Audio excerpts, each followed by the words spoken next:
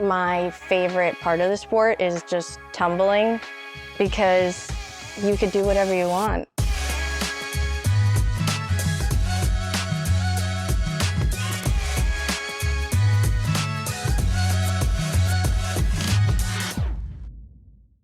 I went to a cheer gym, and then that's how I did cheer. So, I mean, if the woman wasn't mean, maybe I could have been a gymnast. We don't know. But then I went to a cheer gym, my Long Island cheer gym that I've grown up since, and I've stayed there for, I would say, 15 years. So, and I love them so much. Then I just started tumbling like nonstop. I always wanted to get new skills constantly. I don't know how I did it, because I would do standing full after standing full and land on my knees and be crawling out of the gym at open gym. I would go to open gyms like every Friday. If there was on Saturday, I would go then Saturday. I would just keep going into the gym and wanting to get new skills and keep progressing. It was fun for me. I enjoy tumbling. I mean, you can ask my teammates too. Like now, that's like my favorite part of the sport is just tumbling, because you could do whatever you want. If you know how to do it and you want to, you could just make up random passes and do it for fun. And I enjoy it. But going into the gym every Friday, working, I sometimes would crawl out of the gym. And I mean, I did hurt my body, but I'm here now. And hurt your body a lot of times, I'm sure. Oh, yeah, plenty. Got to be a regular occurrence too, especially if you want to try things that no one's ever tried before. Yeah. By nature, some of them aren't going to land. For sure. I've had lots of injuries. Sometimes I push through them. Sometimes there was one time where I had to tumble on one arm at a competition because I broke my hand. I split the third metatarsal in half. And then I wasn't really supposed to be like tumbling, but I was like, oh, well, it's one arm, so I'm not putting weight on it. Where does it blow up for you? So you're doing all this stuff, and you start to realize like how you probably had to be like 4, 5, 6 when you start to fall in love with it. You must have been really, really young when you start tumbling. I was 5 when I joined cheer. And then by 6, I already had a standing tuck, and then 7, I had a standing full. And then I just kept progressing really, really fast. And then for fun, I would do tumbling grass videos. And I had somebody, before I started posting on social media, I had one of my coaches say like, hey, maybe you should start posting your tumbling videos. Like, you're progressing a lot and you're really young, and I think people are going to enjoy like your content, like your videos. So I opened up an Instagram account and started posting some, and then I started posting grass videos because I also just, on the weekends when the gym wasn't open, I would tumble on the grass. And then those started to blow up, and a lot of people started to like recognize me as like the girl who tumbles on the grass. Every Friday I would go to open gyms, take videos of my passes. All week, I think, in school, I would just think about what kind of cool pass could I do, like, that is cool, no one has done, but also like hard, not too easy, I don't know. And then I would try to do them on Fridays or Saturdays and then post them on my Instagram. And yeah, and then I just kept going from there, and the social media kept going. But one time since Instagram actually has an age where you can't have Instagram, and I was too young to have it, somebody reported me, and then I lost everything. And then I opened up a new one, but under my mom's name. Then I had to regrow from there again. When you're 10, 11, even younger, like that's got to be a lot to take in as a person who's still learning life. When I was younger, I was different. I just was like, whatever, it's expected, I guess. Like, I don't know. Some people would comment about like my technique and stuff like that.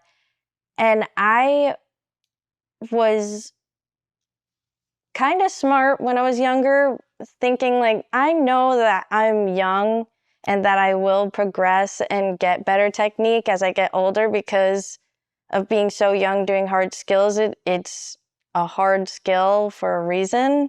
And I'm young doing it. I'm going to get older and learn how to do these things with the technique and everything else that comes along with it.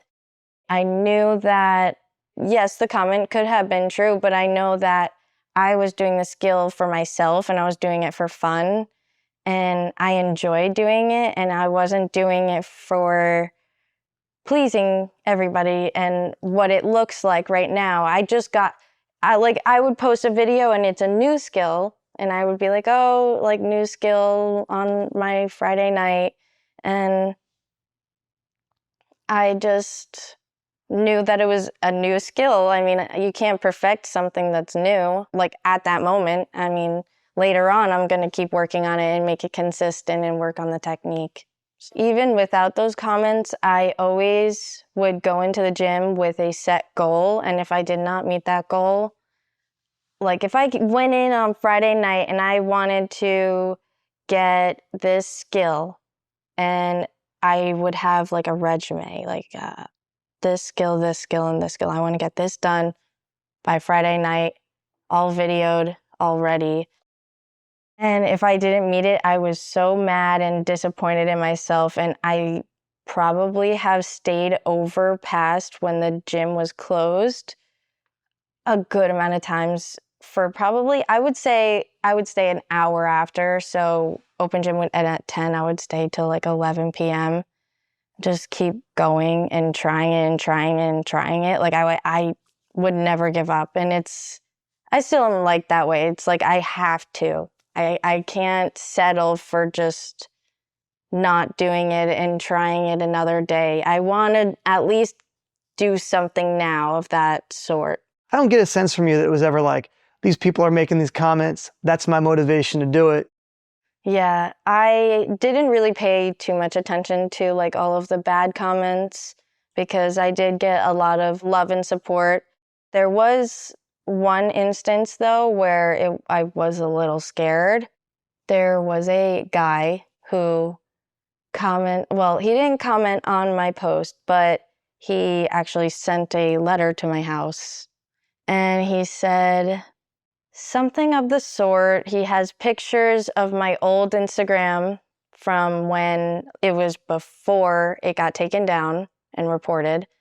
Pictures of from there, has them on the letter that he sent me. And he wrote, handwritten, said, I want to kill you. I think you're so ugly. I want to kill you to get you out of your misery, this and that. I want to take your friend and put her in a cage and this and that. And it was a real guy. I went to school. I told the principal and all that. And I said, oh, well, I think I don't know, something's going on, but whatever. We called the cops. My principal actually thought it was just a kid joking. And he thought it was, someone pranking you because how would they know your address, this and that. Then the cops were like, kind of didn't really fully take it seriously, but they were like, we'll keep an eye out. We'll look around, Then one day, the Pennsylvania police found something and they, called over our police and it was the guy. They found the guy because he has multiple letters sent out to multiple people across the country. They went to his house, he shot a cop. They had a 5-hour standoff. And then they went inside and he was found that he, killed himself. He tried smashing all of his computers, but one computer was left and it had child pornography on it. Have you been able to find relief, peace, sense? Yes. And how have you done that? I kind of just understood that you just have to be aware of your surroundings. So I'm always just very well aware of my surroundings to make sure, because now you just never know. after something like that. And as long as I am going around places with people that I am comfortable with and I feel safe with, and I know that they have my back no matter what, and if they see something strange, they'll let me know, then I'm okay. And I know that everything will be okay. If you were to like have a younger version of you alive in 2025, this is not necessarily a younger Emily, but like if a young girl were to be coming up herself, say 5, 6, with similar skills to you, and they came to you and asked whether or not they should go start a social media and go down the same path you did, would you advise them to do it? I would say yes, because they are allowed to express their love for their support and their love of tumbling or whatever that they love to do.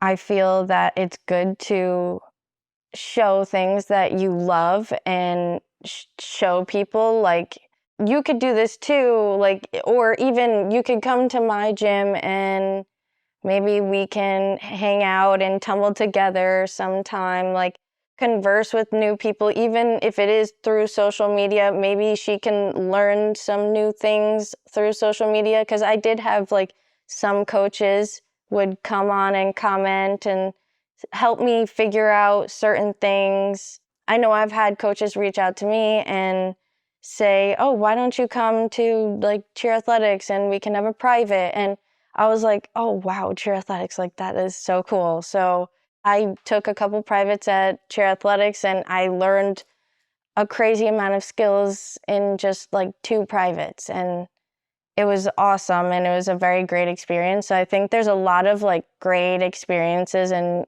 great people that you can meet through just expressing your love and passions. You just have to be very aware.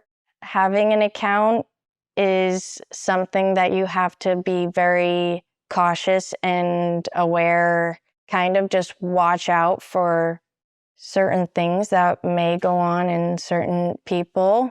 Yeah, expressing yourself and your love and passions is a great road to do so. I feel like I wouldn't be where I am today without the little nudge of social media helping me, get myself out there and get to Baylor.